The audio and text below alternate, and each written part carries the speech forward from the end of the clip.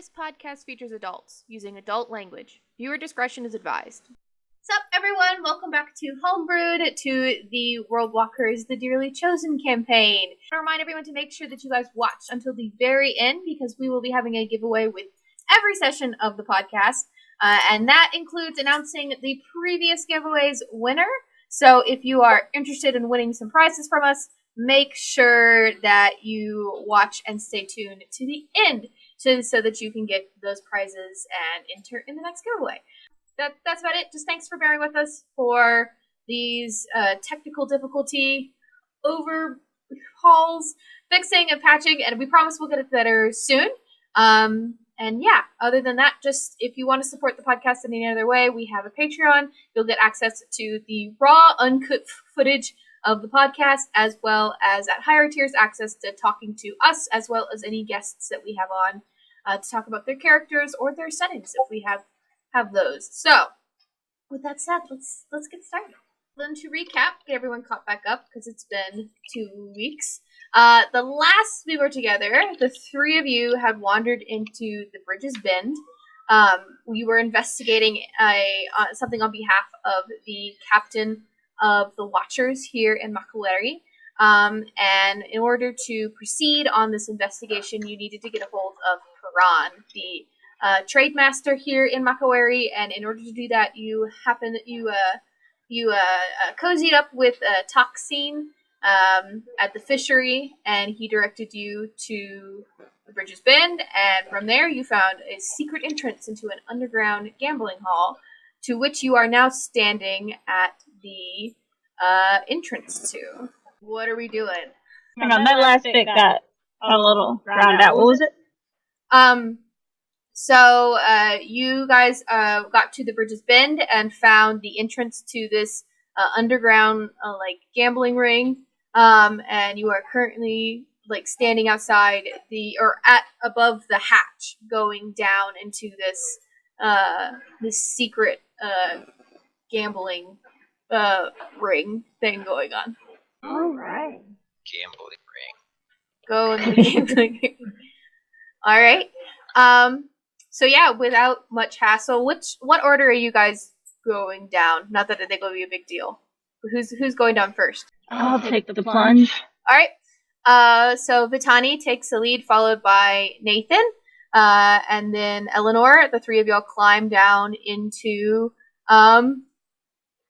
this chamber down below. As you land at the bottom, it starts to kind of still just look like a cellar.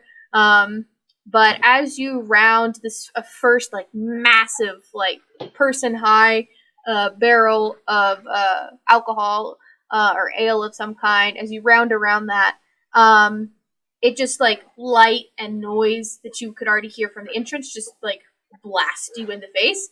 As you see about 10 card tables spread out.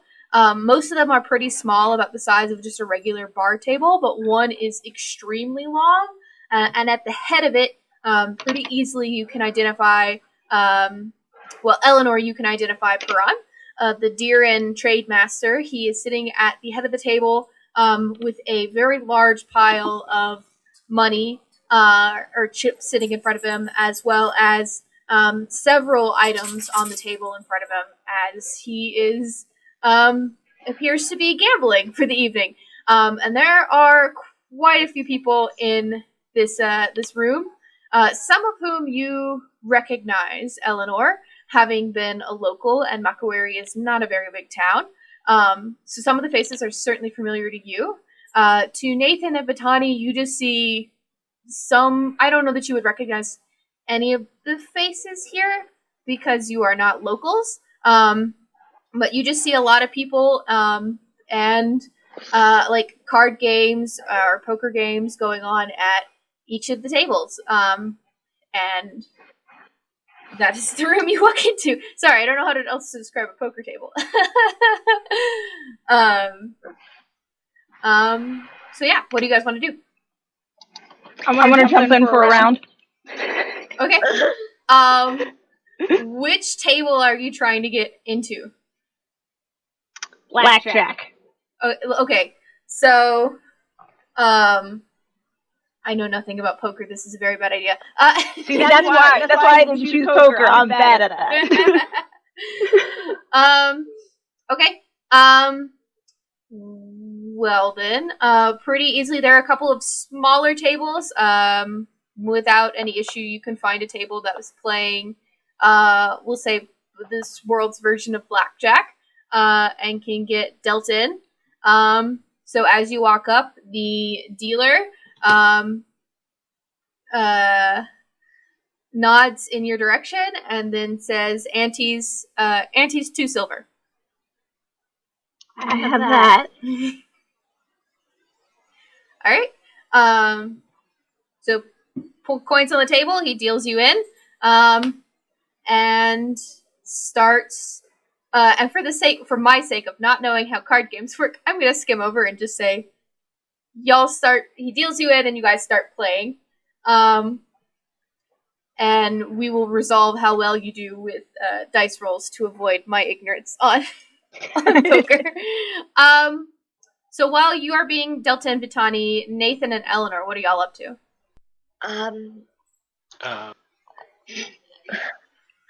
Observing? Observing? Okay. Yeah, well, I'm basically a child. I'm 16. I've never been in a place like this, so I think I'm just going to stand here and have a panic attack. So I imagine it's a very overwhelming situation. All right. So I'm going to assume that you guys aren't just going to stand in the doorway. So we'll say that Eleanor and Nathan, you two kind of step aside. And Nathan, you're kind of familiar with the scene, and so you're just kind of looking around. Eleanor, on the other hand, you are a wee bit overwhelmed, and have taken kind of Nathan as a shield to kind of like hyperventilate a tiny bit. All right, so Nathan, what are you looking for? So I remember that we were supposed to look into this, but I don't remember why we were looking into it. You needed to speak to Piran to help the captain, because Piran had information on the job you had gotten from the captain. And he's here. He's here, yes. Okay, so I guess I look for him. Okay. Well, you have met him once, so you can make a perception check, and if Eleanor is not still having her panic attack, because she knows who Piran is, if she wants to assist you, then you can get advantage from that. Yeah, I'll point and say, that's him. No, it's easy. That works too. So you see this huge Deerin, and I can describe again what a Deerin looks like because we're still kind of new to them. He is just a big hulking, like, think Earth Elemental from Guild Wars 2, or the Gorons from Legend of Zelda, but like with vines and stuff holding the rock joints together instead of just one big continuous rock. Or, as the example I gave Emilie, a more rock version of the Sylvari from Guild Wars 2. And over top of, like, just all, like, he has, like, long jungle root dreads that like, look like they look like dreads, but they're, like, comprised of jungle roots. And then over his torso, he's wearing, like, a bright orange stash diagonally across his chest. Alright, so we will go back to the blackjack table, though. So I need Vitani to roll. Are you playing honestly or not? How do you play gambling games honestly? Like, are you trying to cheat with, like, extra cards or something? Yeah. Okay. Like, the whole game is about deception. Alright. Stop counting cards. Then I would say let's just roll straight intelligence for now. I guess blackjack is poker. Alright, my character sheet. Where is my intelligence at? It's at 12. A 12? Sorry. Yes. Okay. Alright. That's her intelligence score. Yeah, so you need to roll. And then add 1. D12 and add 1. D20 and add 1. Oh, D20 and add 1. Okay. Oh, that's why I have you on an echo. See if that makes sense. 13. There we go. All right. So with a 13, you stay in another round. And as you do, you see this couple sitting next to you. One of them is playing. One of them is just kind of sitting back and whispering in his ear. And they are, unlike a lot of the people in here, human. They are definitely from Nagura, but they are not. They're not elves, and it definitely makes them stand out in this room full of mostly the really big heavy claw elves, who are like the massive ones. So they look very small. One of the one playing is super straight faced and almost ignoring his partner. And the other one sitting on his partner's shoulder, he is kind of like really nervous and like, don't play, no, don't do that, no. Like just really anxious whispering over his shoulder. And there's another gentleman on your other side who is just kind of got a really like swagger face. I don't know, he seems very confident in himself.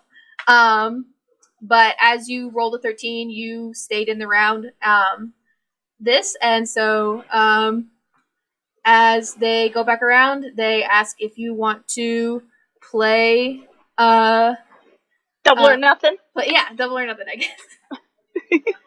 Or if you want to put anything else in the pot. Let's do it. Double or nothing. All right, so you now have 4 silver pieces in the pot. I'm gonna real quick pull up the rules for blackjack so I don't make an absolute idiot of myself. Because I'm still thinking of this like poker, and it's not. Blackjack's the one where you keep on flipping cards and try and get as close to 21, if not at 20. Okay. The ace could be a 1 or a 2. If you go over, you lose. Okay. It's the only card game I know how. Okay. Yeah, I don't know how to play cards. I should just pull out my cards and like play while we're here and tell you what I got. Okay. I mean, if you want to do that, you can. I do have the rules pulled up, so I will keep that open. Okay. So, another successful round in. I'm going to ask you again, do you want to play honest or do you want to play dirty?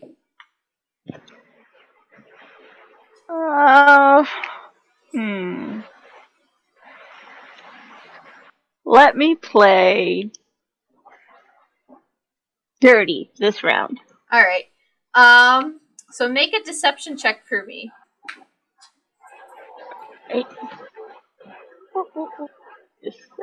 No, come on. Dirty. 17. 17. Ooh, that's a real good roll. Okay. So yeah, without much issue, you manage to count to swipe in a card into your deck. And you go around you succeed another round. You see that couple next to you, the more nervous gentleman. He's kind of like looking a little bit nervous. And he starts to kind of like, don't, you don't need to bid another. Theria, don't bid another round. We'll just pull out and like continuing to edge his partner on. And the gentleman again on your other side is still looking pretty smug. You can't really get a read off of him initially. I'm gonna switch back to Tegan or to Nathan and Eleanor. What are you two doing?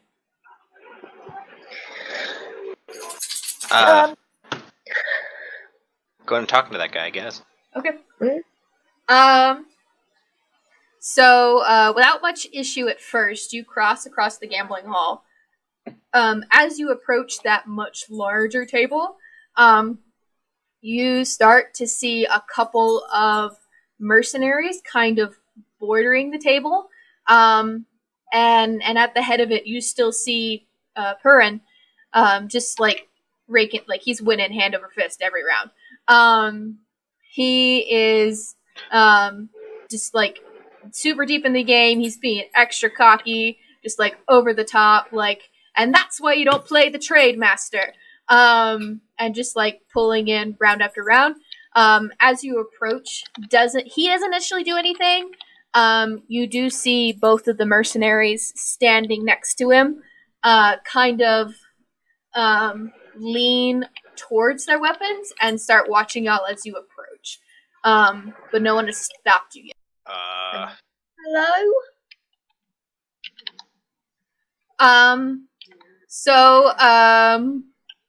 With that meager reply, you see the game kind of stop. Everyone kind of looks confused, and the two people that you're like right behind as you walk up kind of look up and give you a side eye, like, why are you interfering with our game kind of look. And at the head of the table, you see, Eleanor, you see Purian, and then right, not necessarily right next to him, but pretty close to his left, you see a very tall, elderly, heavy claw elf, with like tiger stripes on it, and you recognize this person as effectively the mayor of Makawari, sitting about 2 chairs away from Puran, and both of them see you and recognizing you as a local. Their eyes kind of get wide, and you see that elder, who you know as Kilea. She kind of sets her cards down and asks, Eleanor, what are you doing out this late?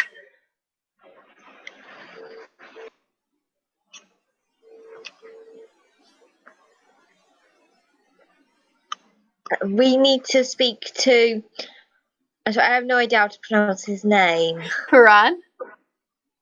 We need to speak to Puran. And Puran kind of folds his cards as well, and he says, is it something that couldn't wait till more? Like, I see you found our little enterprise here. Is this something so important that we couldn't wait until tomorrow? I can't actually remember. I can't remember if it could wait till tomorrow, because in the real world this happened 2 weeks ago. I should have written notes. I was very tired because it was 2 a.m. No worries. Nathan might be able to help you in that regard.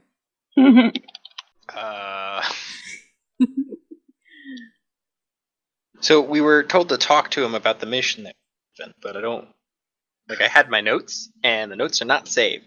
Oops. That's not good. Yep.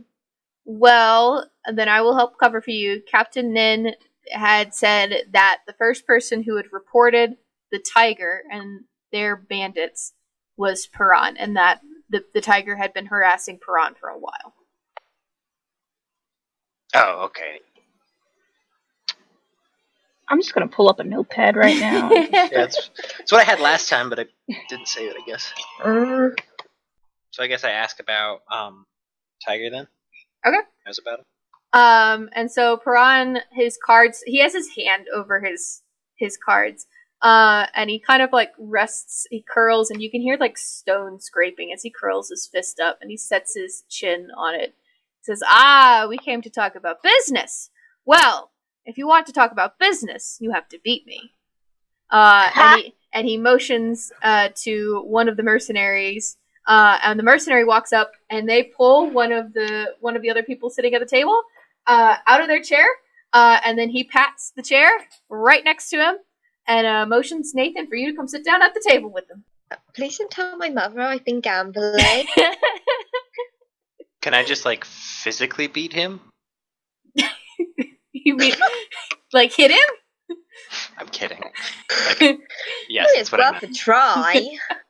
He just said beat him. I mean, if he's into that. All right. I mean, maybe he is, but he shouldn't be positioning a 16-year-old. I'm gonna switch to Batani while you two sort that out. Vitani, so you have successfully gone around another round. We will say that at this particular table, it is down to you and the two other people I've described playing that straight-faced gentleman with his partner sitting over his shoulder, and this super cocky guy, and he's like the biggest smirk on his face.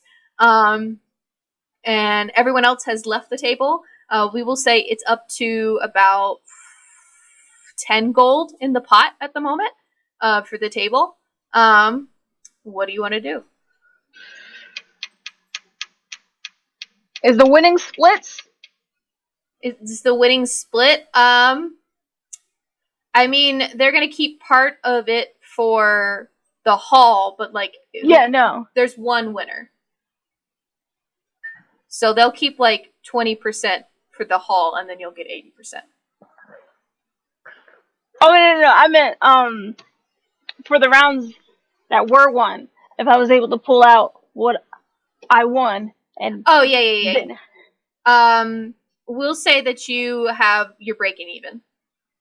Breaking even. Alright, I'll play one more round. Okay. So honest or dirty?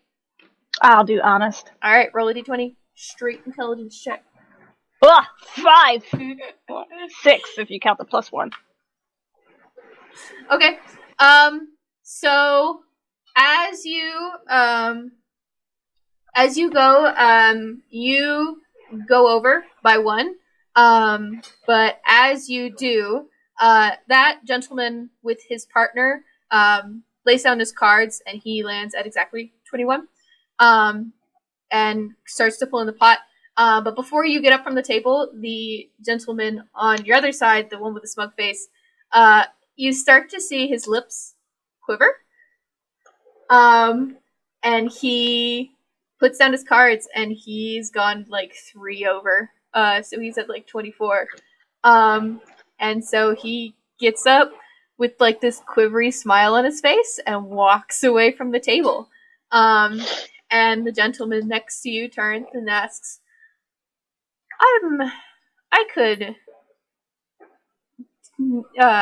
are you a gambling woman? Sometimes. How would you feel about a higher wager? And immediately his partner's like, no, Theria, we can't, that's our products. We can't just, and without really even hesitating, Theria pulls out a glass vial and sets it on the table, and it is filled with a red liquid.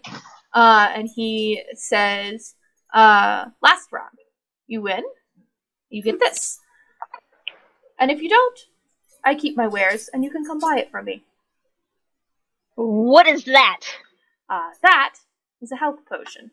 I think it might be useful. It seems you are a touch of an adventurer.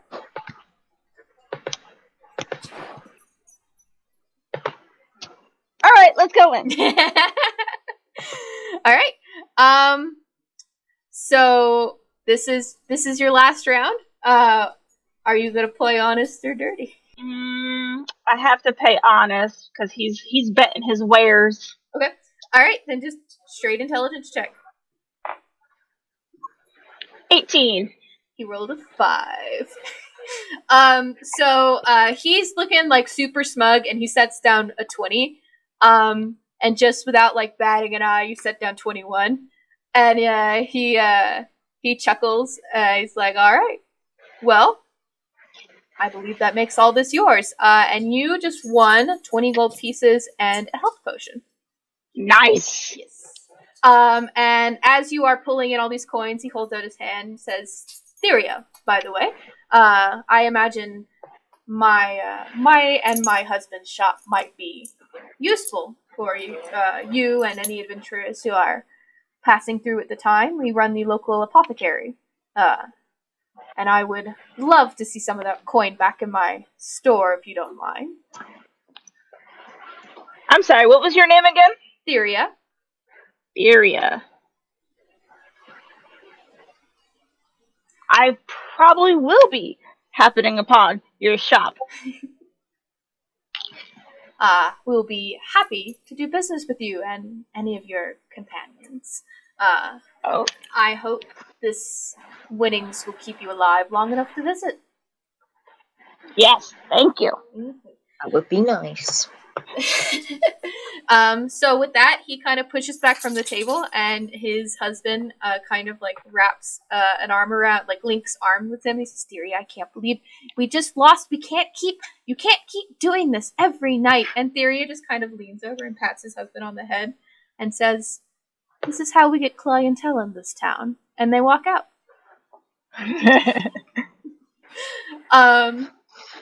And so with that, we're going to cut back to Nathan. You're now in the hot seat. What are you doing? Playing, I guess. Okay. All right. So they deal you in. Eleanor, are you also playing? Or are you going to watch? Yeah. Okay. So they pull up another chair and they kind of push you guys in, like, super tight next to each other to the table. I will say that now that you are at the table, I will talk a little bit about the pot here real quick so you guys know what you're playing for. Obviously, you're playing for Purin's attention, but there are several health potions on the table. There's about 50 gold pieces. There is a short wand, and there is a intricate-looking crossbow, all set on the middle of this table. And so as you guys are seated, Purin kind of leans back to let the dealer hand out cards, and he turns and he asks, "May I ask, how did you find this establishment?" And Kalea leans over as well, and she's like, "Yes, I'd like to know too. This is supposed to be a underground circle. I'm surprised to see our secrets are being given out to, pardon, outsiders." cut out there. At what part? Just like the last bit of what she was saying. Oh, she said, I would like to know how you found this place. She said, "Pardon for me for saying it, but it's not often that outsiders find their way in here. Outside of our ring, that is. No. God, now I'm sounding like the... Until they come inside. Yeah, you started to sound a bit racist there. And she kind of tips her head. She says, I'm trying to avoid that around here, but you've likely seen the marketplace. It's not easy these days to keep people from spooking." And she kind of gets a little flustered and leans back to take a drink. As she does, the deck, the dealer finishes. And again, I know nothing about poker, so let me pull up the rules. It's okay, neither does Eleanor. To win, you gotta get the card with the face. Yeah, I know you have to get certain groups of numbers. And hands and stuff, but I don't know the point system. I know you're supposed to, like, convince the other players that you're doing better than them, so they chicken out. Oh yeah, bluff. Yeah. Okay. Alright, I have the rules pulled up. So that's like where the expression, like, a poker face comes from. Yeah. I won't be entirely bullshitting as I'm skimming the rules very that quickly. expression entirely comes from Lady Gaga's song. She actually invented the term. Poker face. Oh. Yeah, what I know about poker is learned from Lady Gaga and Friends. Alright. So as you deal in, Purin pulls up his cards and he's keeping them pretty close to his chest. And he kind of takes a minute to like look the two of you over, and then he looks over at the other end of the table, and he says, fuck, I keep forgetting everyone's names. Sorry.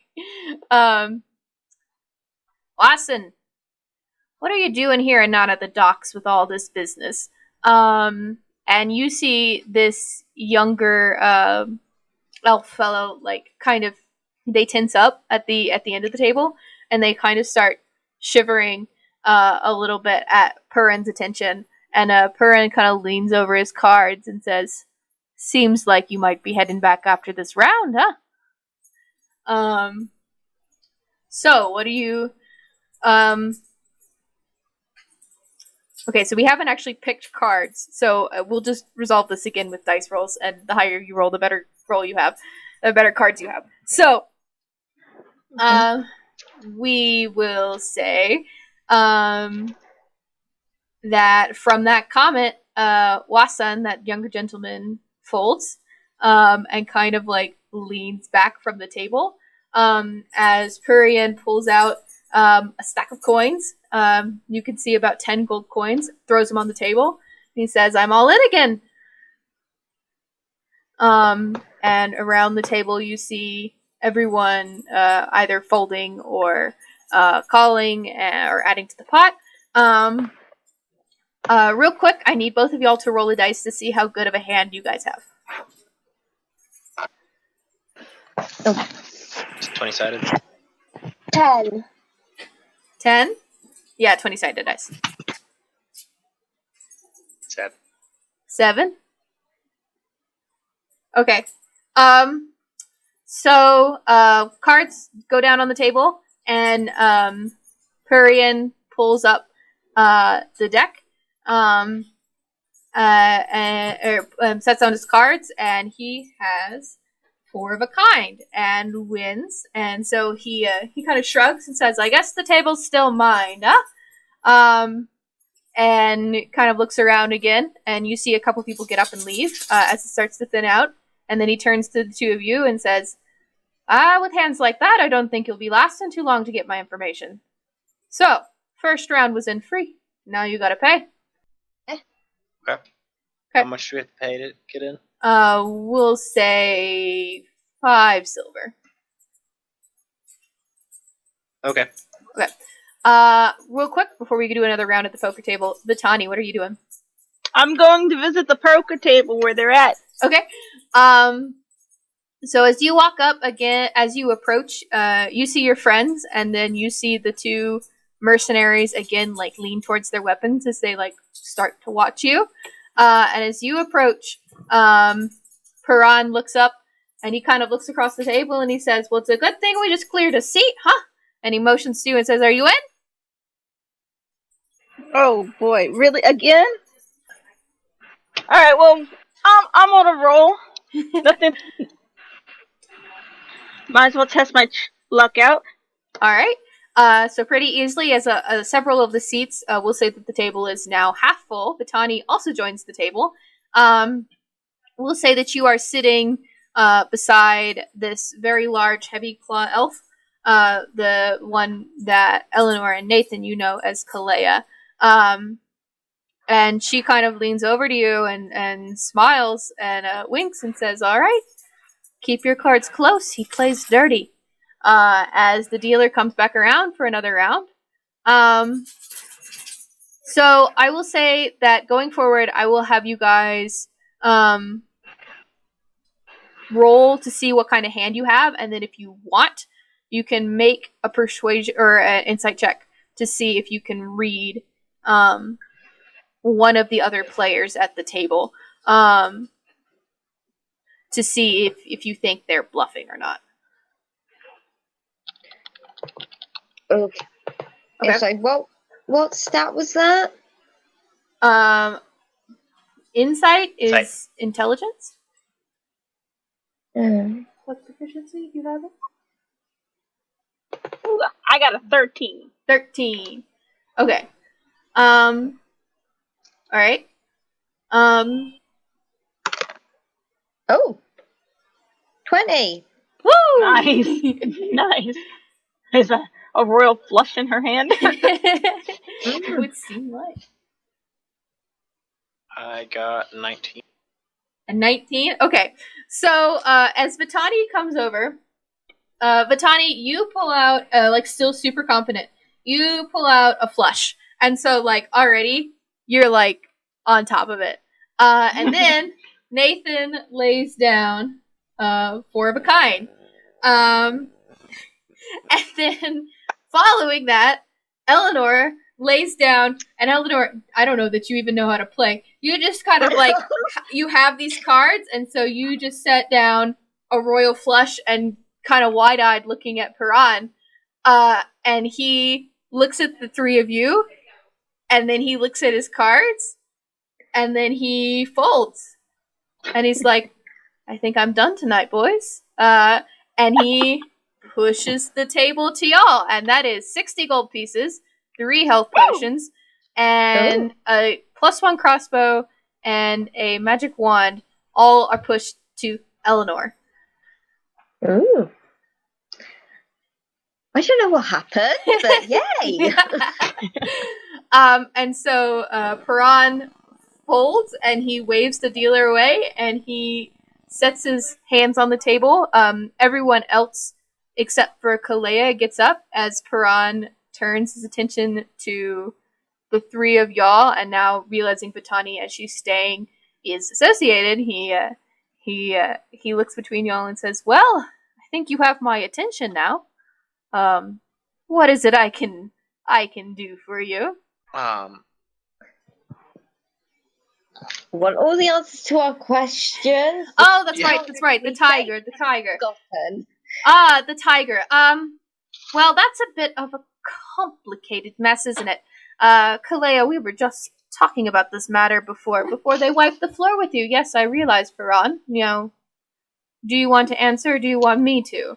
And she kind of sits back and folds her arms, and is watching. And so elves in the setting have, like, cat-like eyes. And so before, when she, like, whispered to you, Vitani, her eyes were near slits, and her eyes are super wide now. And she is thoroughly enjoying this.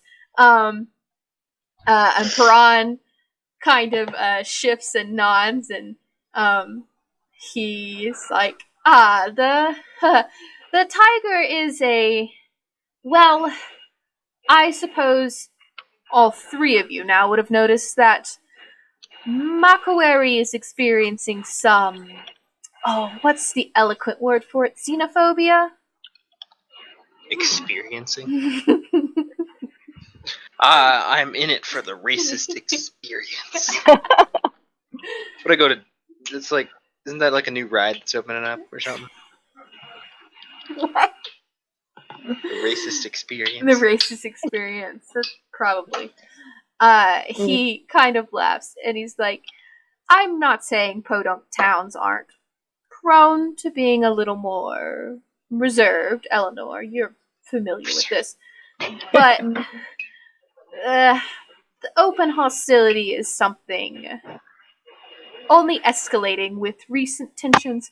See, the tiger is as far as we can tell, as far as I've been able to find, because of course Nin is a nincompoop, is some kind of band of former soldiers from the Empire, exiled on account of their unhumorous behavior towards civilians, and has elected to start raiding our roads and trade routes, and of course now has attacked Makawari itself, so maybe that nincompoop of a captain will actually do a damn thing about it. So it's like cowboys after Well, if it's multiple Civil people, War. if Sorry. it's multiple people, shouldn't it be the tigers, not the tiger? I wouldn't call them quite bright. They're bandits, dear. But they're one unified group. That's why they're the tiger. Something about the many stripes. It's multiple beings. But if it's multiple beings and they all swarm around you, it's kind of like the eye of the tiger. Oh my god.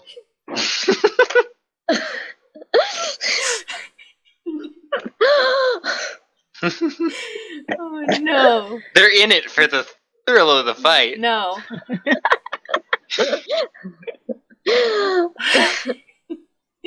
Piran has no idea what you're talking about. I'm not actually saying that. You didn't clarify you weren't, so you have. Oh my god, I did not actually say that. This is where using an accent comes in handy. Clearly differentiate between you and your character. Piran kind of just shrugs and he says, I don't know why they call themselves that, other than they want to instill fear or nonsense. Why do bandits do anything? All I want is to be able to send my tax collectors out to the neighboring villages and not have them killed. That's all I ask. You'd think that wouldn't be a hard thing, wouldn't you? And Kalea kind of laughs, and she says, yeah, well, those are my villagers, if you wouldn't mind continuing to have them killed, Piran. And Piran just kind of shrugs it off, and says, why are you asking, by the way? This is an awful lot of work to have gone to in order to get a hand on the tiger. Why do you need to know?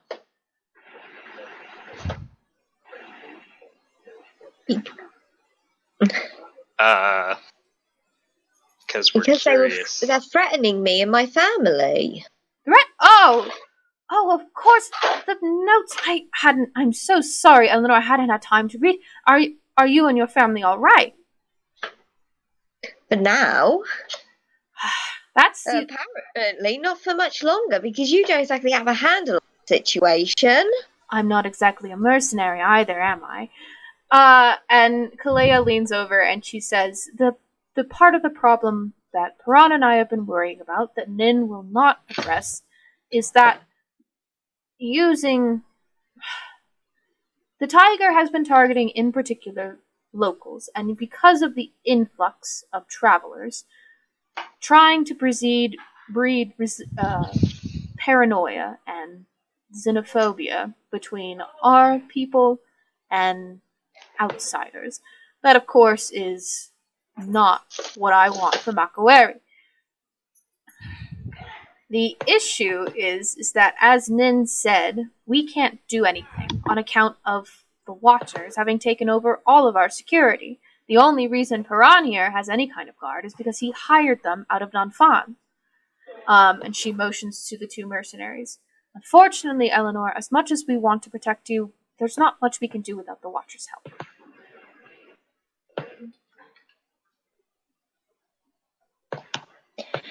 Oh, looks like I have to do it myself. Do it. Piran leans forward and he folds both of his hands under his chest. Would you like to tackle this yourself? He looks very excited. I'm in need. I am always in need of mercenaries as long as there are bandits on my trade routes. If that were an option, I might have some more business for you, and it seems like it'd be mutual. You enemy of my enemy, and all that. I don't think that's the expression I meant to use, is it, Kalea? Point. You just implied I'm your enemy. No. The point being, if you were to handle I think that's the right expression. enemy of my enemy, yes, you are also the enemy of my enemy, so you are my friend. There we go. Thank you so much, kind sir. No, the point being is if you handle the tigers, then we deal with the issue on my trade routes. But also, a great way to do that would be to pull them out. And I have a great bait for them. I need one of my trade collectors to head over to one of our neighbors.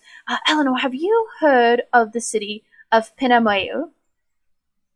Or the village of Pinamayo. Excuse me, it's not that big.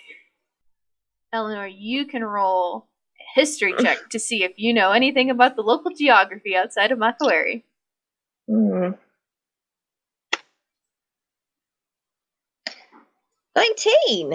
I'm Super. I'm better in geography in this game than I am in real life. So yeah, pretty easily. I mean, it's not that far. It's maybe half a day's walk. With a cart, it would probably take a whole day. From Makaweri to Pinamayo. is just, it's like not even a village. It's like maybe 3 families and an inn. And it's just kind of out of the way.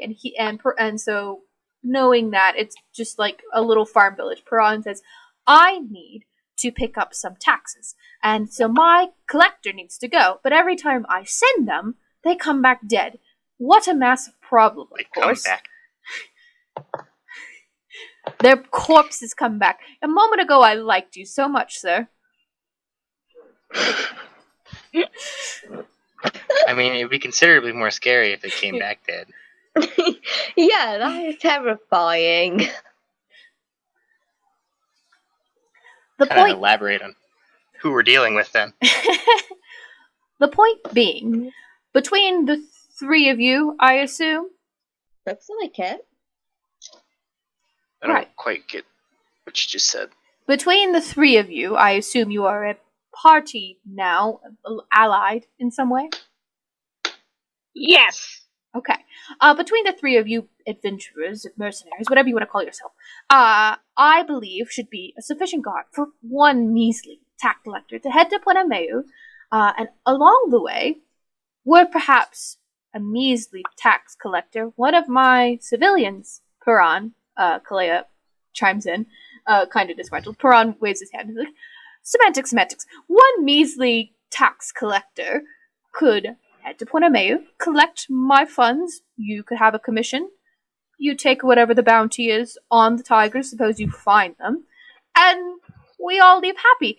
I believe I've efficiently equipped you with some new resources, and of course, I think with the funds, young Miss Eleanor is just one from, it seems, of quite a lineage of poker playing, could easily visit Top at his wonderful black armory and equip yourself any other way you need, and easily handle this matter, of course. I also won at my table, and we could also go check out the apothecary after grabbing some armor. Oh, that's right, Thuran! Theria and Ubol would be happy to equip you with any more healing potions. They are superb. We are absolutely lucky to have them. Eleanor, of course, you know this as a local. I am sorry. I'm so distracted. I don't know the 2 of your names. And he motions to Nathan and Vitani.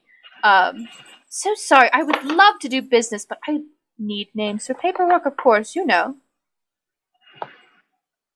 Well, I'm Nathan. Nathan. I'm Bettini. Bettini. Those are both. Let me guess. See if my trade works. Deandrin and Orimbellin. Am I right? Yes. Mm-hmm.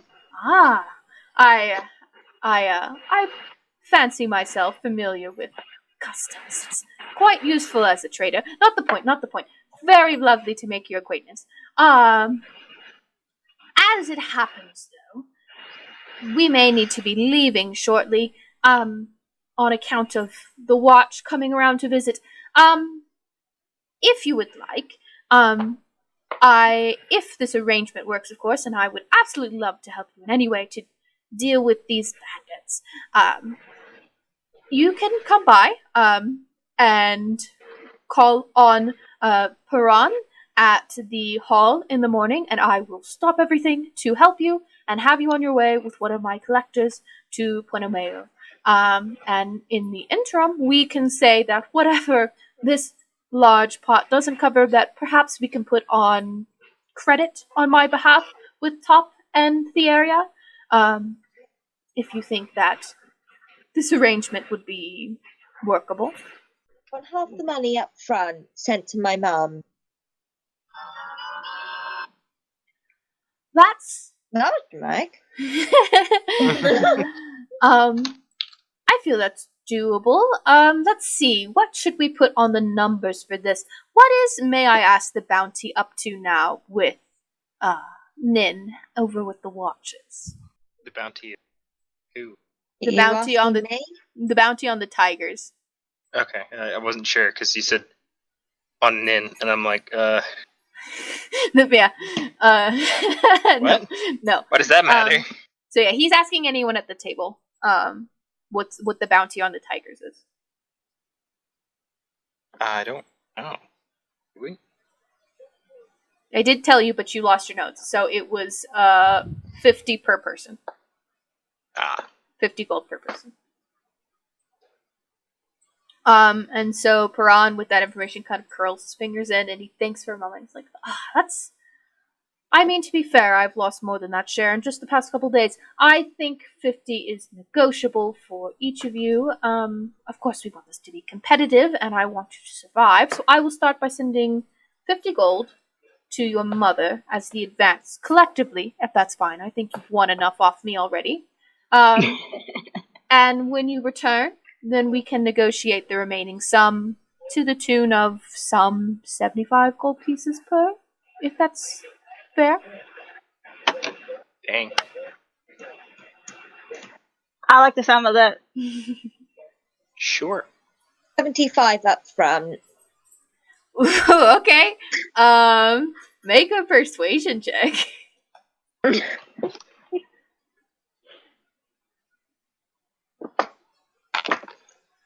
15. 15. Okay. Paran smiles at you, Eleanor. Always the traitor, my dear, aren't you? 60 up front. And I will send an armed guard from my team to watch your home. Deal.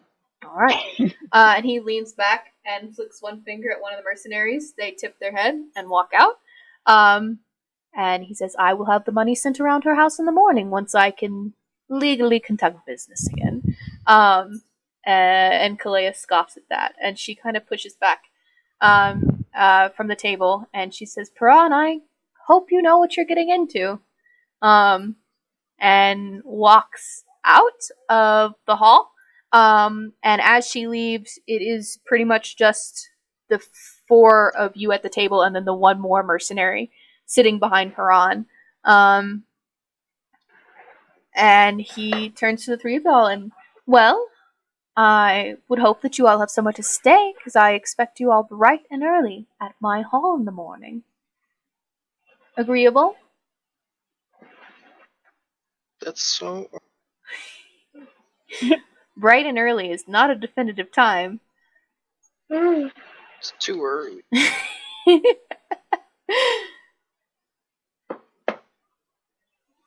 Sure. All right. Well, then I will need to ask you all to leave before we get Virote in trouble for this use of his cellar. I will see you all later. And he stands up and he bows briefly before he and his guard leave. As you leave, you see that half-elf who was at the bar who let you in, Virote, and he kind of motions for y'all to come over as he stands by the entrance to this gambling hall. So I suppose I'll go over to him. Let's go. Alright, so as the 3 of y'all approach, he kind of glances back up at the ceiling and then back at you, and he says, we need to do this carefully. The Watchers have decided to run a late night inspection, and I'm not looking forward to having to bail any of you out, particularly when you're on Paran's book, it seems. Let's do this one at a time. Who here can look the most casual? Wait, what? The most casual.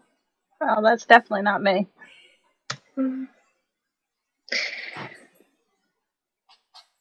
No, I don't think she can pull it off. Alright, then who here thinks they can sneak the most effectively? Oh, that's me. Very well. I'm going to recommend that you... Not recommend. I'm going to request so that I don't get arrested. There's a back door to the bar. Go through it and follow in the shadows along the road until you come back around to the local neighborhood. You should easily be able to slip out of the way of the Watchers patrol and make your way to, I assume the Crooked Crane is where you're staying? Yes. Okay. Very well. Then, as quietly, and I can't emphasize it enough, as quietly as you can, out the back door, please, through the shadows, to around the buildings until you get to the Crooked Crane. Understood? Understood. Fantastic. And he motions for you to leave, and kind of steps back and lets Vitani go up the ladder, back into the bar. Vitani, I will say that, like, once you get up into the entry, you can see, like, the door is wide open, and standing outside the door is one of those armed, like, constable, like, folks that you have seen at the Watcher's Hall, that arrested Pawn. So one of those fellows is standing outside the door, looking a little disgruntled as he talks to one of the other staff from the Bridges bin. You said they arrested Pawn? Yeah, when they arrested Pawn earlier today. Oh, okay. It was the sneak check? Yeah, so make a stealth check. Stealth check, that's it. Yeah. Now, how do I get my box to do the thing? To do the well, if you go into your character sheet, Mm-hmm. click on journal and then click on Vitani. Yeah. Then you can just click on stealth and it'll auto roll it for you. Oh. So, 12 plus 5, 17. That should auto add the 5 for you. Oh, it's auto added. Mm-hmm. What's the second number beside here? So that's if you get advantage, or if you have to roll for advantage or disadvantage, then you would take the higher on advantage or the lower for disadvantage. Since you only rolled once, it's the 12. Okay. So with a 12, we'll say that when you come out, you like hit like a creaky board. But as you do, you kind of roll into it as the staff arguing with the Watcher, kind of like leans around the door, and you pretty easily sneak out the back. As you get out the back, there are not any Watchers here. There's no light. It's pretty dark. And you see a row of nicer homes, and then more like not peasanty homes, but like farm huts for local workers. As it arches back around in this like space that would be between the Bridges bin and the Crooked Crane. Or the Crane's Crook, not the Crooked Crane. The Crane's Crook. Very different tones there. And so yeah, so pretty easily, once you get past that first hurdle, you get out into the shadow of those huts, and can move your way back over to the Crane's Crook. We'll say as you're doing that, we'll cut back down to the cellar. Barote turns to Eleanor and to Nathan, and he looks between the two of you before landing on Nathan and says, "You are not local. I can't make excuses for you. How easily can you deceive an individual?"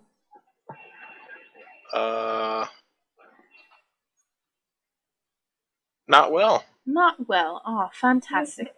How easily can you sneak like your friend?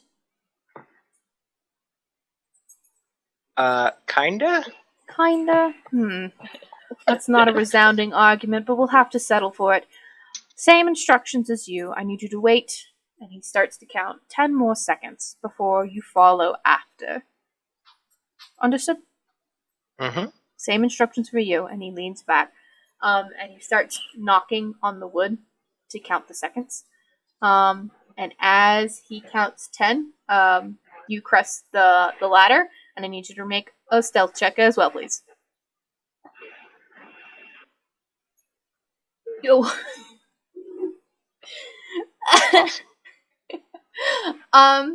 So as you climb up out of the cellar, already kind of on high alert from the suspicious activity of the other staff member, you kind of like hit that same creaky board and come into the room, and as soon as you do, the Watcher looks up and sees you coming out of that chamber, and he says, "Hey, what is this going on? And he looks at the staff member, and he points to you, Nathan. Like, what is it? Why are folks coming out of your chambers so late at night? And the staff member, just out of the corner of your eye, Nathan, you can see start to panic. I hold my stomach and say I had bathroom business. And you see the panic on that. Actually, no, make a deception check. Sorry, I'm getting ahead of myself. 17. 17, okay. And so you see the Watcher kind of scowl and then look at the staff member and then look back at Nathan. And without breaking eye contact with you, Nathan, he asks, "Is there really a bathroom in your cellar?" And super nervously, the staff member just kind of nods. It's like, yeah, he was pretty drunk. He needed to go, so we let him go to our private one. If there isn't one, there is now. Mortified, the Watcher kind of like pulls his hand up to his nose and steps back, and then he just motions really quickly, like, go, leave, go. And you're out of there, I assume, unless you want to harass the Watcher some more.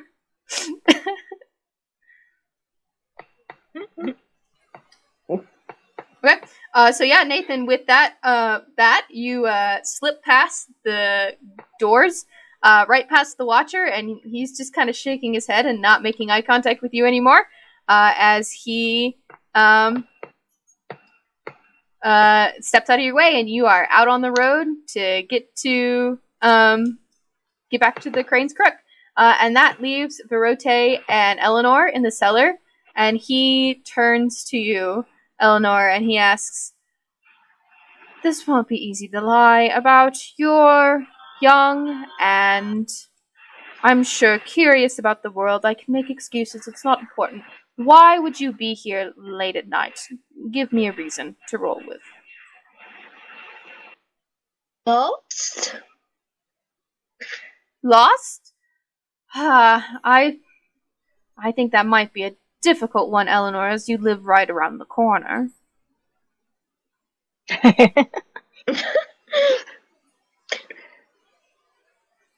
They don't know how bad my sense of direction is. I suppose we'll have to run with it. All right, very well. Come on. And he starts up the ladder. And at the top, he holds a handout. And as the Watcher kind of like is leaning back and ushering Nathan out, he turns back to you and he says, "I need you to very carefully make your way behind the bar, and I will make excuses from there. Understood?" Okay, I will do that. All right. And so for the sake of fairness, I need you to make a stealth check, but because Virote is covering for you, I will give you advantage. 1. No, look, you roll twice. Roll twice and take the higher. You got advantage. 18. There we go. All right. That's better. You got the chime in time for it. Okay. All right. So with an 18, you pretty easily, hands and knees. At first, you kind of get nervous, and we'll say that's what your one was. You almost get caught, but then, like, as Virote kind of steps out in front of you, he like covers up all the creaks in the boards as you quickly and deftly crawl behind the counter. And as you peek your head out, Virote kind of steps up over to the Watcher and he says, "Are we done here? I have one more client. I need to get home, and she's lost, and I need to redirect her. Can we be over with this?" And the Watcher kind of leans past Virote, still kind of mouth covered, and looks in. And does not see Eleanor behind the counter. And he, the Watcher kind of nods and says, "Yeah, I think that's fine. Bring them on out and take them home, and we'll be through with this." And Virote kind of just rolls his eyes and walks over to the counter and motions for you to stand up, Eleanor. And he points to the door and says, I can give you directions from here if you need them still. Thank you. Of course. And so not exactly like hand crooked, like elbow to elbow, but kind of like hand out. He kind of like escorts you to the door. And he leans out, putting himself between you and the Watcher, and he points around the corner and he says, I think you might find your home around this way. I'm sure the sights of having alcohol for the first time will be a little disorienting, but I think you'll be fine, darling. And then he turns to the Watcher and says, if you'd like to help the young lady, she's tried her first drink with the blessing of her parents, and I think a escort home would do her well, considering too the events I've heard happening in the market recently. Do you think that's doable, or are we still suspicious of my establishment? And the Watcher kind of like blushes and just nods to you, Eleanor, and he says, I think this way, Miss McCormick. And you all successfully snuck out of the bar. And I'm gonna think about alcohol. She's gonna kill me. So yeah, we will say, with easily, Nathan, you are. No one is watching you because everyone thinks you're gross. Vitani, you successfully snuck back to the Crane's Crook, and with an escort, Eleanor, you are brought back to your cottage. And let's go to sleep. Do y'all want to sleep, or do you want to do anything else today? I meant in game, not because, like, I know Emilie has to sleep right after this. Sorry, that was not communicated clearly. I'm gonna leave a note for family in case I leave or any of them wake up, to tell them that I'm going to be away for a couple of days doing a job, and someone will be round with the first bit of the payment. Okay. And please don't ask questions. I promise I am not doing drugs. All right.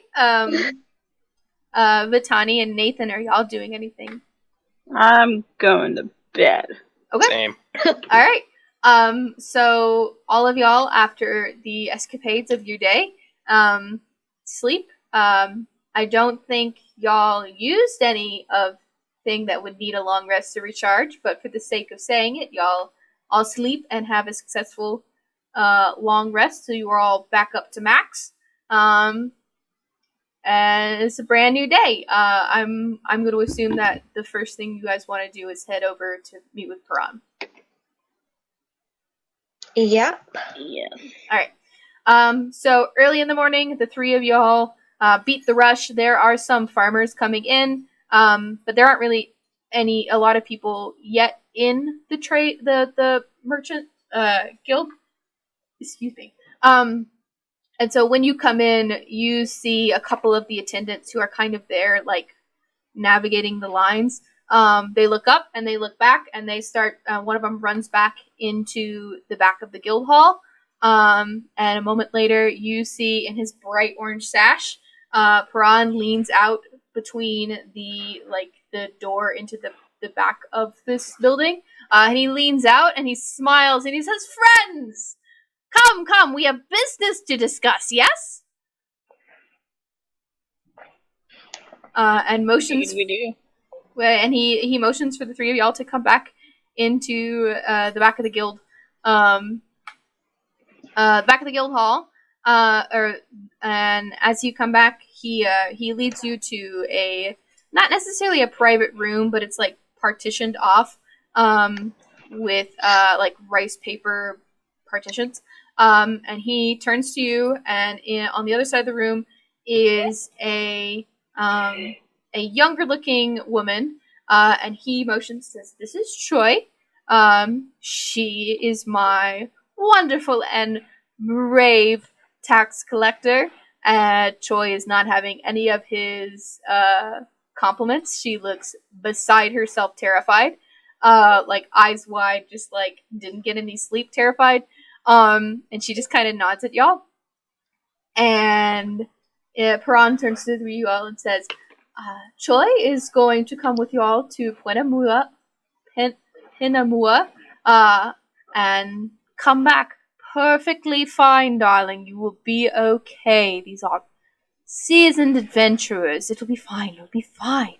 And Choi, just still shaking her head, is not having any of Piran's, any of him. And Piran turns to the three of y'all and says, I want, of course, this to be successful. Is there anything else I can do to assist in what ways we can here at Little Makawari to make this a successful endeavor? Any supplies you need? I don't know how you want to go about dealing with the bandits. Kill them, hang them, string them. I don't particularly care, as long as they're dead at the end of it. But is there anything you need to do it? Can't I think want of a anything. bracer. A bracer? I want some bracers, yeah. Okay. So I believe I can send some credit with you to Top. And I'm sure something can be arranged on not short notice, but quickly expedited, as it were. And he turns and he writes. He pulls out a note and starts writing on it, and then he hands it to you, Vitani, and says, "This is not a full deposit per se, but this will act as a credit for one purchase. With Top, I believe a bracer should count as one purchase, or a set, as it were. And when you come back, we can negotiate this as a portion of your payment." Fair? And so handing you that paper, he turns to he turns again and says, "Is there anything else that would be of assistance? I would like to say my purses are quite full, but at the same time I do need some funds. Is there anything else that I can assist you in requiring, or is there anything I can recommend for our visiting companions to better equip themselves for this trip?" I need a new knife. New knife? I think you can acquire that from Top as well. And he writes another writ and hands it to you. It says this will, again, one purchase on behalf, and we will discuss this from the end amount in which you are going to be paid.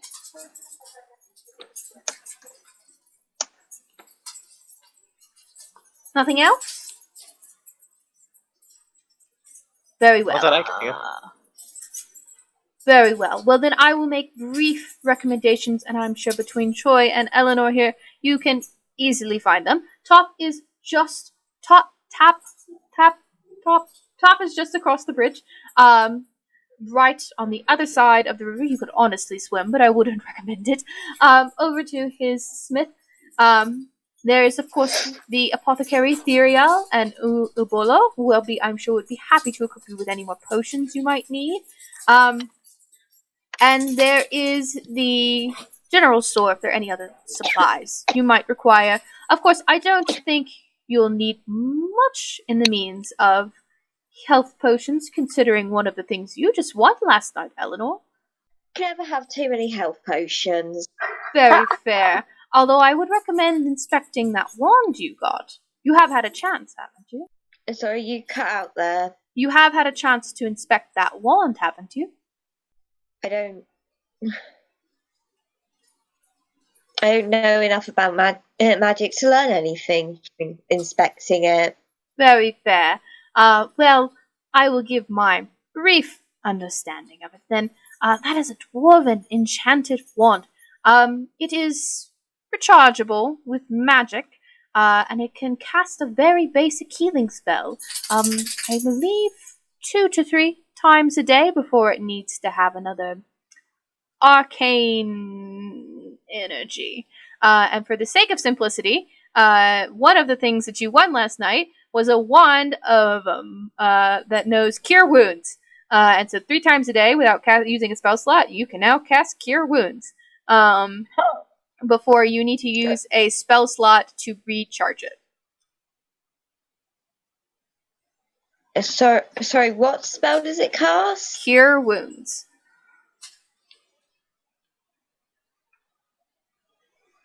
It time you say the word, it cuts out. I will type it because it doesn't want you to get your healing spell. Cure wounds. There we go.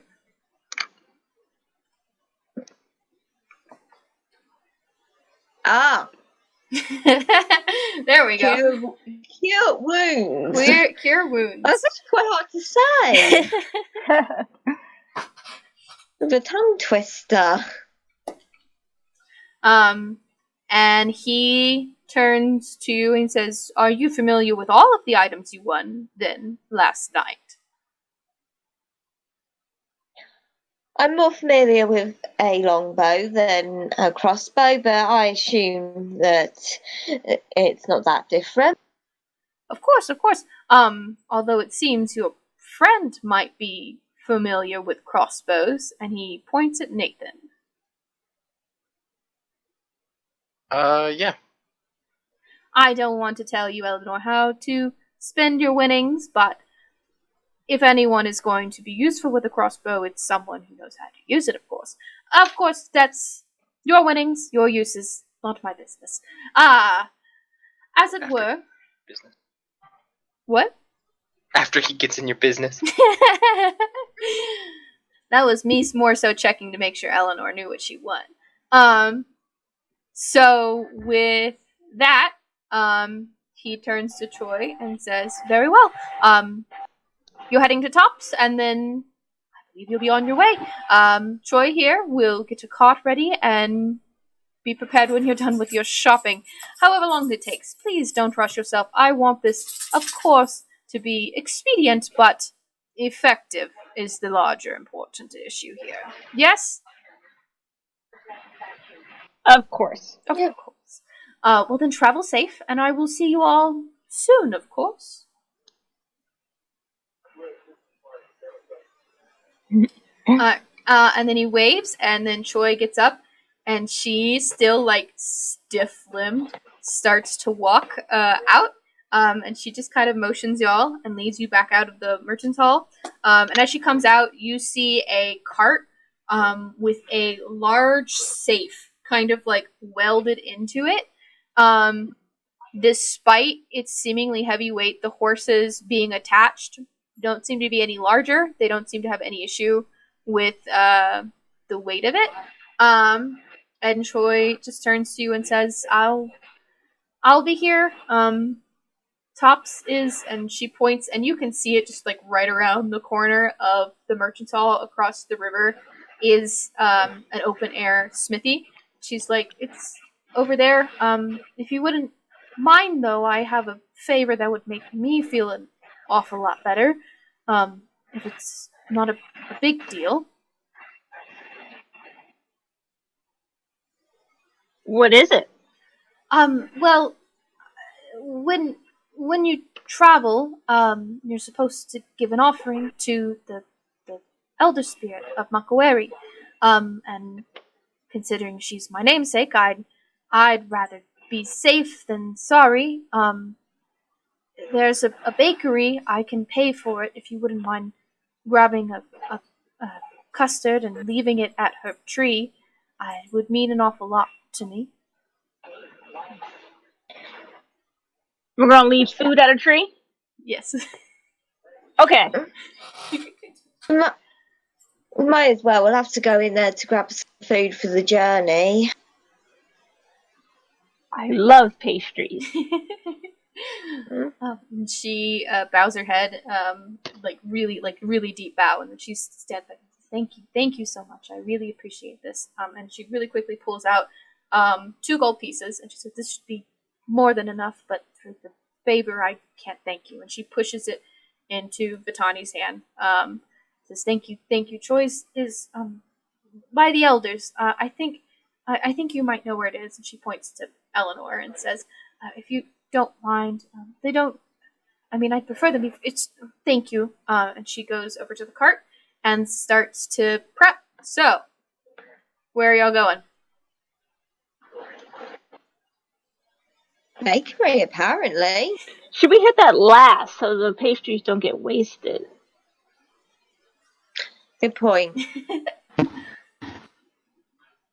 Yeah. Okay, so where are you headed first? Let's go to the blacksmith first. All right. So the three of y'all make your way around town to that blacksmith that Choi pointed out. And she, as you approach, you see another Deerin. This one is where Paran is like very like built almost humanoid. This one looks more like an elemental, like more craggy, more rocky, built to be like super bulky. So almost closer to the Goron than to the normal Deerin appearance. As you approach, he's hammering at at his anvil, and he looks up. And as you approach, he sets it down and leans on the hilt on top of the anvil, and he says, "Ah, I see. I thought I might be getting some guests this morning. What can I do for you?" We have notes. Okay. And he nods and he says, "Yep. What do you want for him?" Because basically your notes are just like one free item in exchange, so you gotta pick what you want. Oh, okay. I'd like another set of bracers. All right. Is there a particular material you need?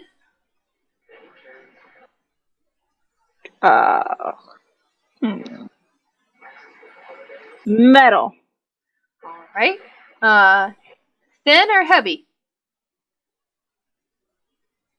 Let's go thin. All right. And so he steps out, and he steps into his storeroom, and he comes back, and he motions for your hand, and he sets 3 sets of bracers on the table, and then he pulls out from in it a cloth band, and he says, "I need to make sure it'll fit you, if you don't mind," and he motions for your hand. Okay. All right. And so he takes your hand and he slides. It's like just like a leather cuff, and it takes him a couple times before he finds one, and then he pulls it off and he says, "I have a pair that might suit you. Is there a? I don't think color's the right word for a metal. Is there a metal you'd prefer? Silver, copper? Silver's good. Silver's good. All right. Well, I have it in plated iron with silver veins," and he pulls out 2 bracers. They are like one half is like plated silver iron with like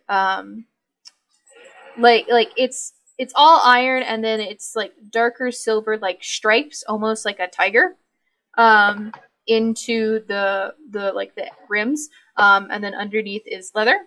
And we will say that your wrists now have armor. And I will figure out how that works mechanically. Tegan, how does that work mechanically? For what? Does that increase armor class? I mean, it can, but it probably would be a magic item. Well, we will say it is a +1. No, we'll say that you have advantage on grappling because you have like reinforcement to your wrists. Okay. And with that, he steps back and he puts the rest of the bracers back into his stock, and he turns to Eleanor and asks, "Is there something I can get for you too?" Yeah, I need a knife. Well, how big a knife? Well, I need one that will fit in this bow. More of a dagger then? Or do you want like a heavy duty hunting knife? And he kind of pulls out, and he pulls out 2. He pulls out like a dagger with a really thin, long blade, and he pulls out one that's like half of it is this really thick blade, and the other half of it is like jagged. And for the sake of comparisons, if you want to Google it, the really thin one is a stiletto, and the thick one is a sax knife. I'll take the dagger. Okay.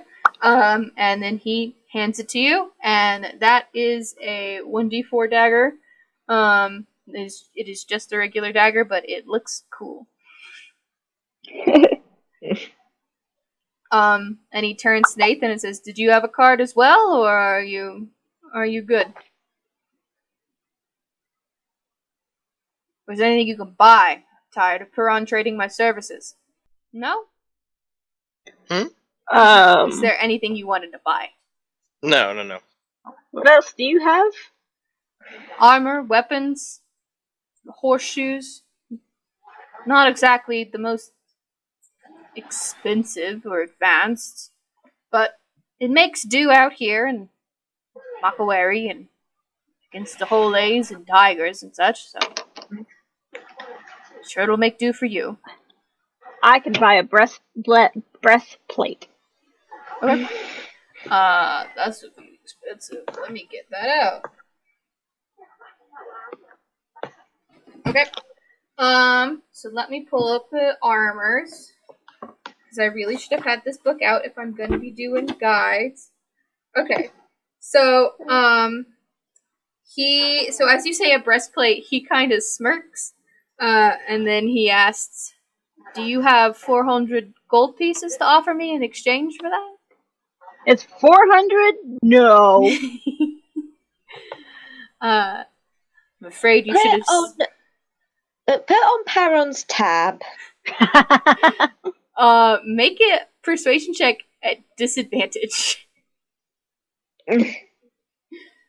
Persuasion check. That's just rolled off. I don't know what. Oh, 18. At disadvantage. So roll twice and take the lower. 3. What was it? 3.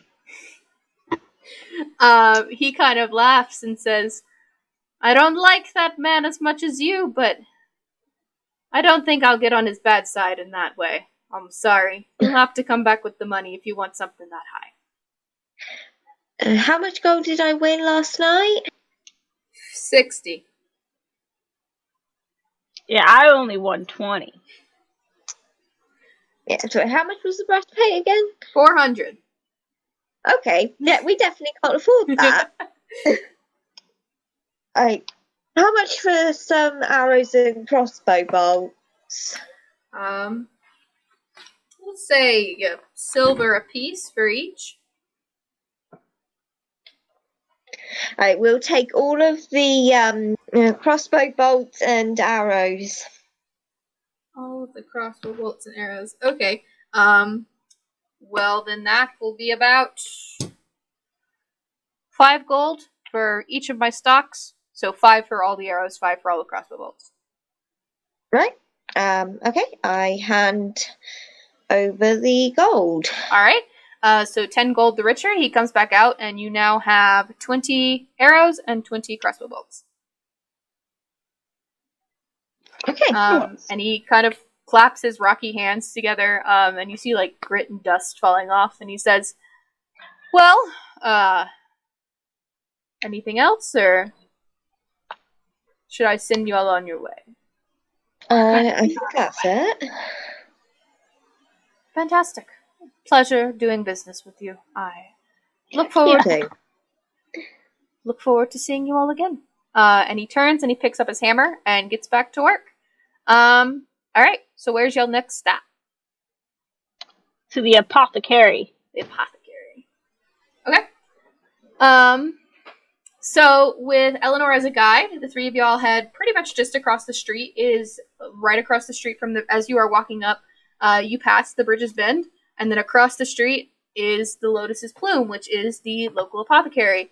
As you walk in, you hear a bell chime overhead, and inside you walk into like a store that's too quaint and homey for the kind of watery village, farming village that Makawari is.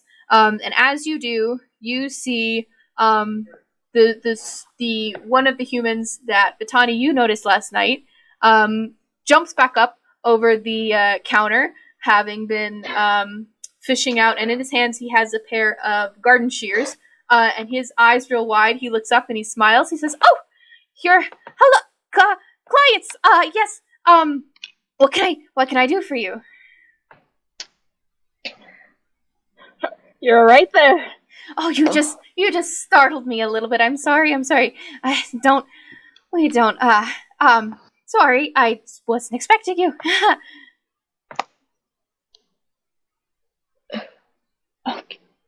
Okay. We're here to prep for our adventure. Oh, fantastic. That sounds so exciting. I recognize you from last night. Was hoping. Not the point. Well, of course. What can I get for you? What other kind of potions do you sell here? Well, we sell all kinds of potions. We sell healing potions of all kinds of increments. We have some enchantments. And he kind of fidgets nervously, and he turns over to a shelf of like really tiny vials behind him, and it's like in a big glass display case. And he turns back to you, and he says, "They all have their own unique properties. What are you looking for, precisely? So I can narrow it down." Do you have anything to calm nerves? I have quite a few things to calm nerves, but you don't need a potion for that, dear. No, not for me. We've got someone who who thinks she's going to get murdered. Not by us. I wasn't worried about that until you said it, to be honest. Well, I have some medicinal teas that could probably be assistance. I don't think we'll quite need how severe is it? Because I definitely have taken some things a little bit stronger. What kind of nerves are we trying to calm? How severe? The ones that make you scared when you think you're going to die? Okay. I'll just. Zera is never here when I need him. And he kind of turns back, and he just, he gets out a step stool, and he sets it in front of the display cabinet, and he pulls open the cabinet, and then climbs up, and, stretching on his tiptoes, grabs one of the top vials, and he pulls it down. And he kind of looks back at you, and then back at the vial, and then just, really quietly, make a perception check to see if you hear what he says. Sorry? Make a perception check to see if you hear what he's whispering.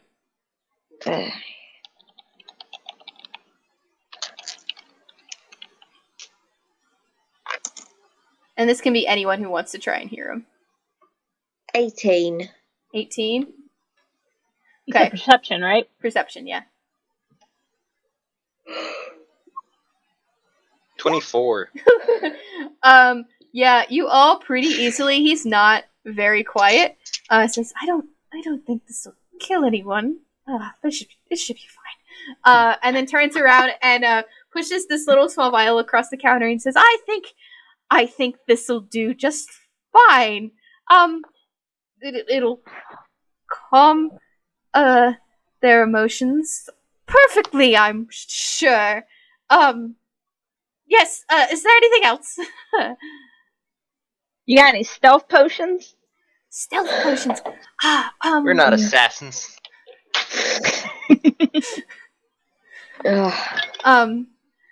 I get more and more nervous the more of these comments you make. I have a couple of solutions to that. I have some tonics that can arcanely make you less noticeable by people, or I can make a brew that would make your steps themselves lighter. I don't know if that's really a good distinction.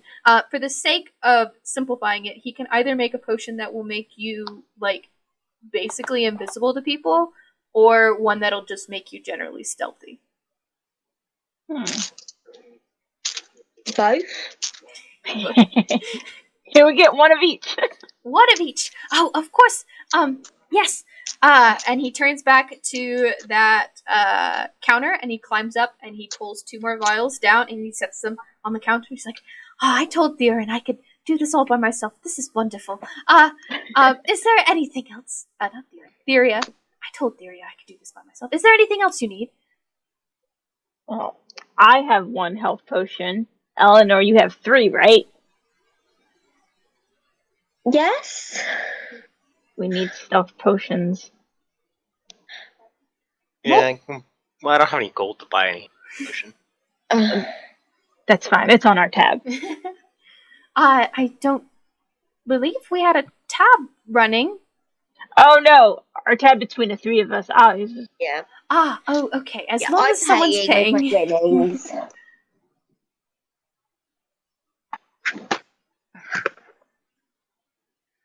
Very well.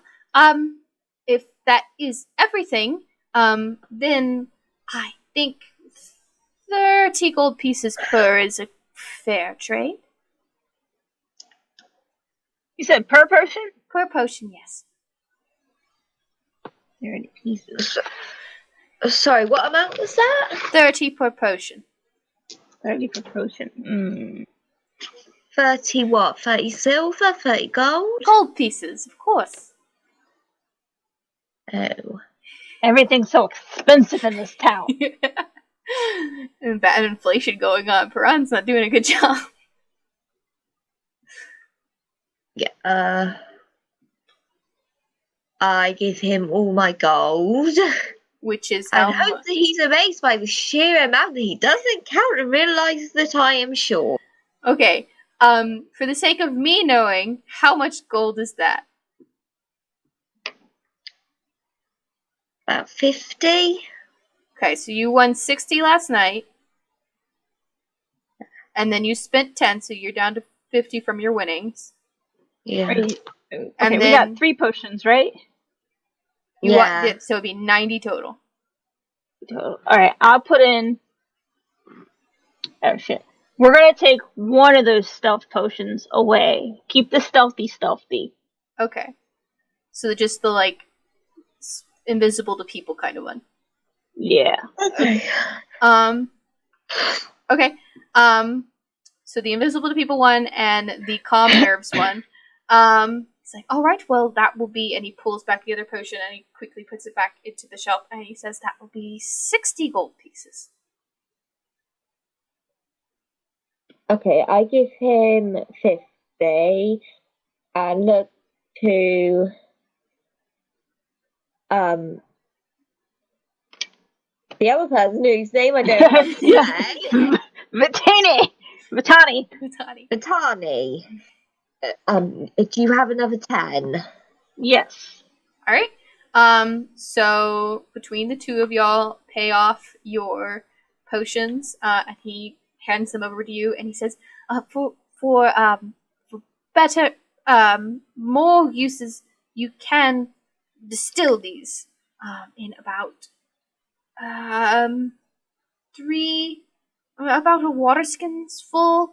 Add half the potion into the water, and it can distill into a second one. It doesn't always work, but you can try. If it would be useful. I suppose that's a trade secret, isn't it? I shouldn't have said that. Well, thank you for your business. And if you see Theria, do please tell him how wonderful this exchange was, because I think it was fantastic. Yeah, will do. Thank you all so much for your business. And if you ever want to come back, if you need it, if you're adventuring, I offer some, how do you say it? I'm a masseuse, if you wanted to relax when you come back. It's not sexual, is it? No, of course not. Okay. That would be a touch, uncomfortable for all of us, I think. Yeah.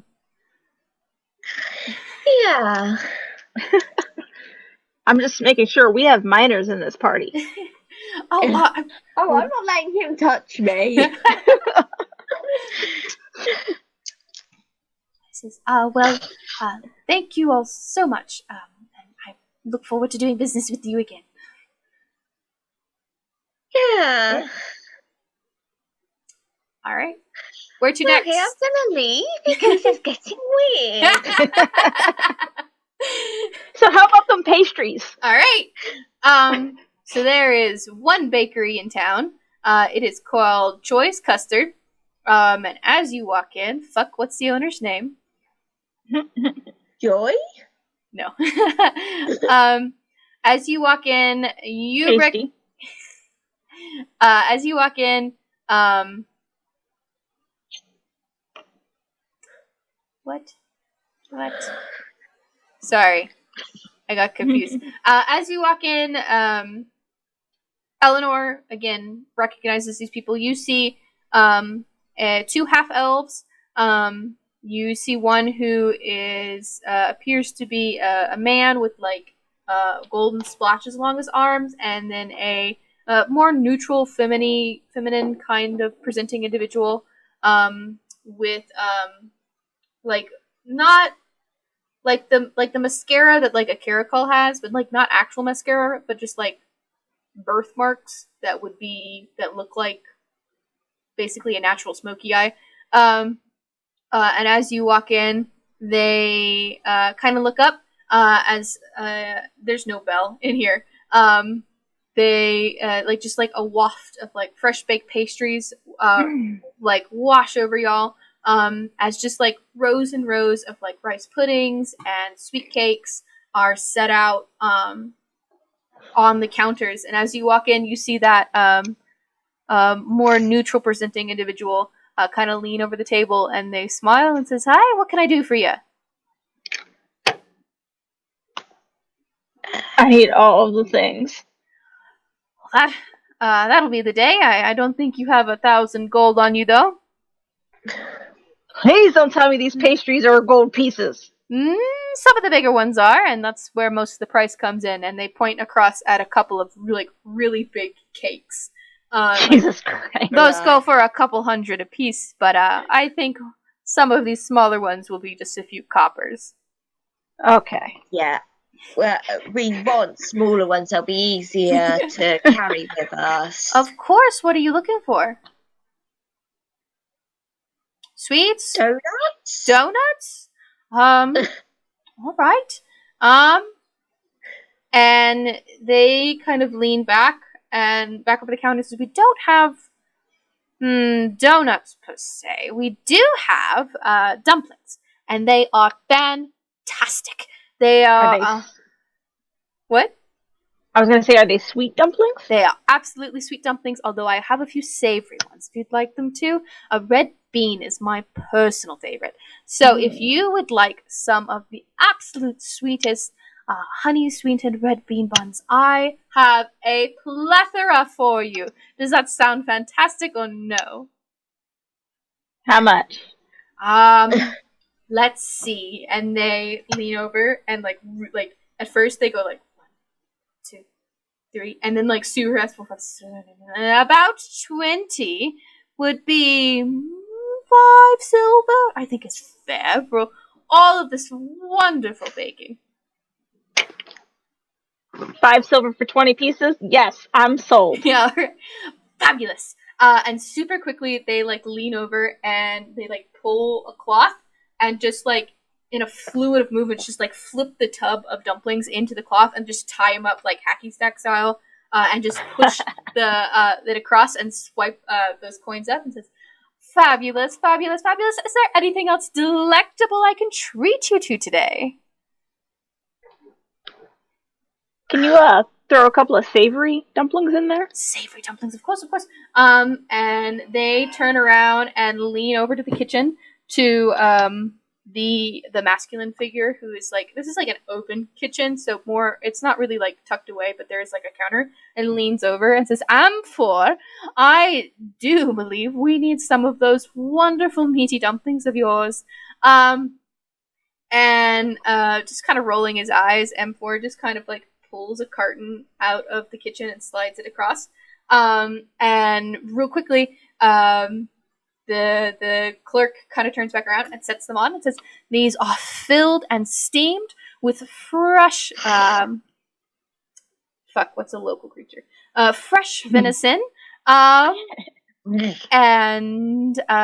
greens. I think they will do quite nicely for a savory meal. Not sweet in the slightest, but they are scrumptious, I guarantee." Yes. Anybody else want something? You got any cookies? All kinds, lemon, honey, chocolate, nuts, fruit. What kind are you looking for? Every single type. Every single.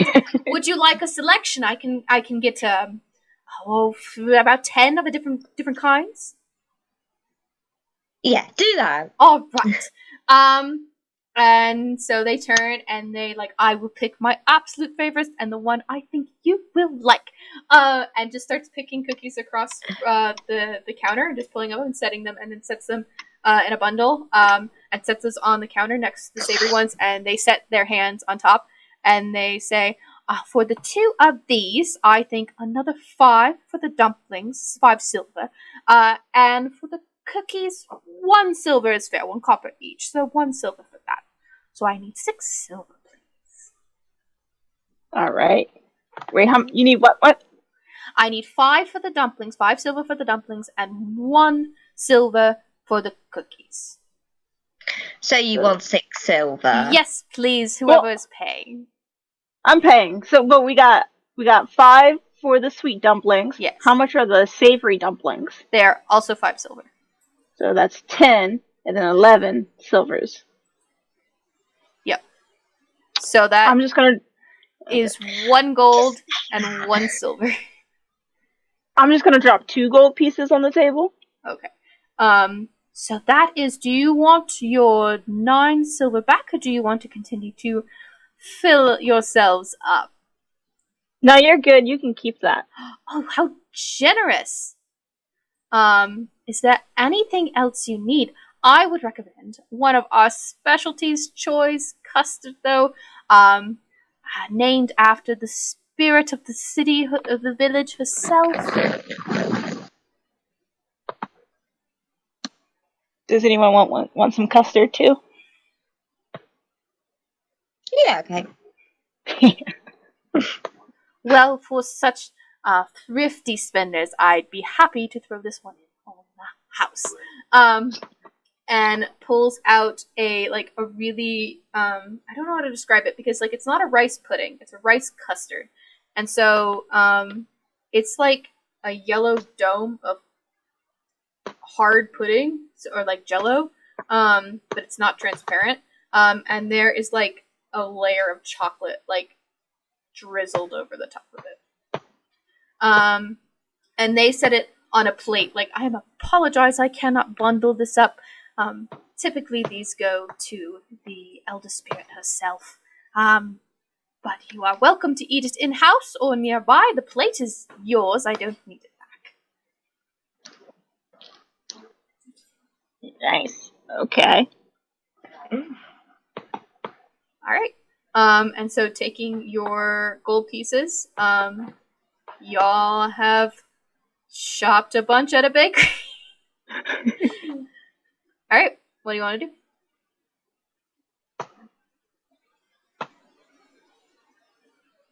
So we head out now, go drop the pastry off at the tree, and then... Okay. So the 3 of y'all, and I just want to check in on Nathan. Are you okay over there? I can't hear you. Yep, I'm okay. Okay, sorry, you just went quiet, and I wanted to make sure. So yeah, pretty easily with your pastries in tow, y'all cross back over the into the market, and as you are headed towards the merchant's hall, you need to head to Choi's tree, and that is out on this little tiny island, past the docks. It's like not far out into the bay that's around Makawari, but it is about 30 feet, or not 30 feet, about 60 feet away. So you all will need to get a boat. Fortunately, there are ferries that run every couple of minutes. There's one dock in particular that is kind of set out to the side. It's too small for boats to come in, but there are like a couple of ferrymen who are just standing there. And beside them, there's a sign posted that says ferry to Choice Tree. Okay. And so as y'all approach, you see two they're not like priests per se, but they are kind of like wearing nicer linens. And as you approach, they stand up and one of them bows and the other says, are we visitors to the Great Choice abode? Just dropping off a snack. Very well. Well, if you awake just and as he says that, another fairy comes back in, and he says, well, this can take you across to see Her Excellence.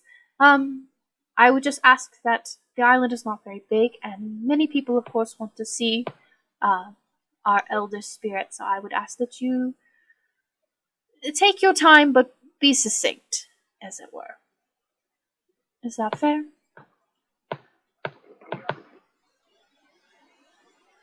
Sorry, what did you say? They just asked that like the island's not very big and there's one ferry to it, so just like y'all can take your time, but also like don't be super long because they only got one boat.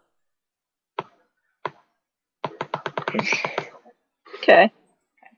And so yeah, we'll just drop the snack off and leave. Okay. So you guys board up on the boat, and the ferryman takes you across. As you arrive on the other side, you arrive on, it almost looks like a garden. It's a really small island, but like it is covered from bank to bank in flowers, except for one gravelish path to this really large tree that its roots almost take over part of the back of the island, as they spread out and reach into the bay and like spread out like a mangrove, and with a long brush of almost like willow-like leaves. They aren't willows, but like that long, dangly, draping type of leaf. And the path leads right up to a crook in the roots. And set in the crook is a small stone altar with several candles sitting on the top and just several plates and dishes scattered around it. Despite the fact that there's a very strong smell of pastries in the air, all of the plates setting outside the tree are empty.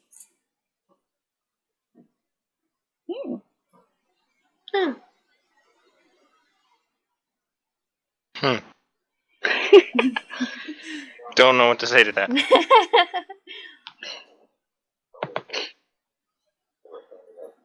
All right, drop the pastry off. Let's go. All right. So set the pastry down. As you turn back to head back, you hear, not chewing, but like crunching. But there's no one on the island with you, besides the three of y'all. And looking back to inspect the plate's empty. But as you approach the dock, the ferryman doesn't seem to notice or care. That's a bit creepy. Just a little. Did y'all say that out loud? No, Or is that okay? I didn't. I did. Okay. Well then, to that exclamation, the ferryman kind of laughs and says, that's her lady. She came and appreciated your offering. I'm sure Choi will appreciate you coming to visit her before you head out on your travels. She shouldn't. The cookies are way better than the custards. And the ferryman kind of laughs and says, I wouldn't mention having extra desserts on you, if I may make a recommendation. She is a wild spirit, after all.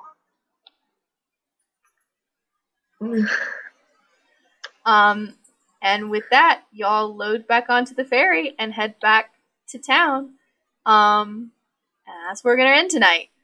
Sup, everyone? Welcome to the end session of this session with all the outgoing news. I want to start with doing a little bit of news for technical stuff that I'm sure I'm going to comment about on there. At the beginning of this session, you may have noticed that Z's audio, it was a little bit wonky, had a bit of an echo. I'm aware of it. We figured out why it was happening, and basically it was just they're playing on Discord and on Roll20, and so there was an echo there. We got it fixed. Obviously, the whole session isn't like that, and we are preventing it moving forward. Other than that, the other big news about the podcast is we have two player announcements. One, as of this going live, we have a new player who's going to come into the session. It'll be session 4, so we are a couple episodes behind on these live ones that you guys will have. Stephen Partridge of the Misadventurers will be hopping on, and we will eventually be doing a couple of one-shots in his book setting now that it's out. He will be hopping on, and you guys will get to meet his character. If you want to listen to those episodes in advance and don't mind the uncut footage, that is available to our patrons starting at our $5 a month tier if you want to listen to those. So be tuned for that, and it'll be available in a few weeks for everyone else listening, so you can get caught up sooner, but if you just want to listen, it will be available soon. The other big piece of news is if you are interested in being in the podcast, reach out to me, please, please, please. Tegan, who is playing Nathan Mistwin, is my partner. And while I love him and his character being on the podcast, Tegan is not super big on the idea of being online. He and I used to do YouTube together, and he's just not partial to it. He's doing this to support me because he's an amazing partner. However, he would like to get off, but to do that, we need to obviously find someone to switch in for his position in the party. You would not be playing Nathan Mistwin. You'd get to make your own character. You get to be part of all the other sessions and one-shots and all that. But if you are interested in switching in and being on the podcast, please reach out to any of my social medias. They're all linked down below if you would like to hop on the podcast and participate in this thing we're doing. Yeah, and feel free to have questions about when we're recording. Right now it's on Tuesdays, so yeah, just reach out to me and we will get something figured out. With all that said, as I've already teased a little bit, there are Patreon rewards. My entire Patreon is circled around the podcast, although the first amounts of income for the podcast are going to go to improving everyone else's tech. To start, we are going to update everyone's mics and get everyone soundproofing so that all of our audio quality is getting better. After that, things will go to supporting me to have more time to edit the podcast, because if you haven't already noticed, these podcasts are pretty low edited, pretty low budget, just because I don't have the time to do that right now. But if we start seeing more support on the Patreon, then I can dedicate more time to making them higher quality. And so you can see and look at all the outlines and tiers and rewards for that. Mostly you get access to the footage uncut earlier in advance of everyone else. So you can be super caught up on the stories. And then on the other hand, we have once you get up to the higher tiers, you get access to our Discord where we do all of our session planning. You can get sneak peeks, spoilers, and all that, as well as access to private Q&As with us, the players, and then as well as any guests we have on the podcast in the future, or settings and stuff we do, and how we teamwork together to build certain settings or campaigns.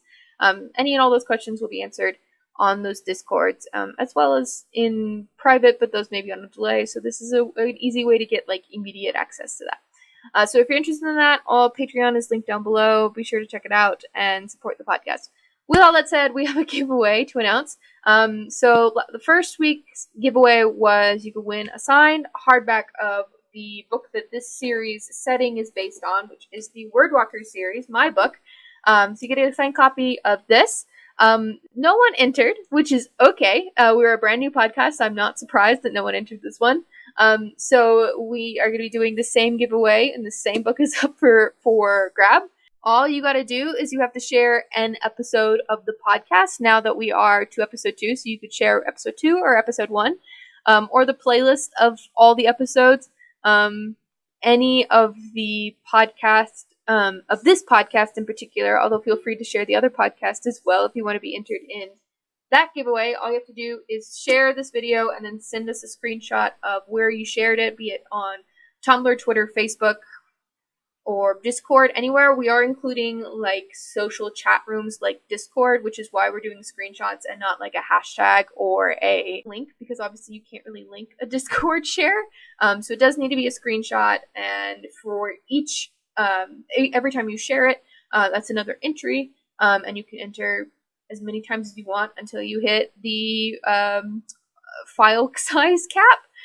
So feel free to enter as many times. This giveaway will run until the next episode of this session comes out, so for 2 weeks, and I will do better about boosting and reminding people that it is an option. So be sure to check that out. Be sure to enter for your chance to read the Wordwalkers book. This is what it's all based on. This is the beginning of the series, and this campaign takes place 150 years prior to this book.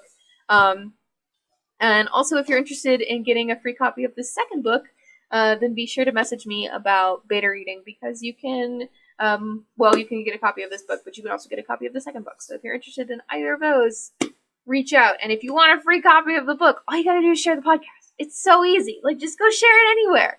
And so, yeah, there's a Google form down below, and you can fill that out. And, yeah, thank you guys so much for watching.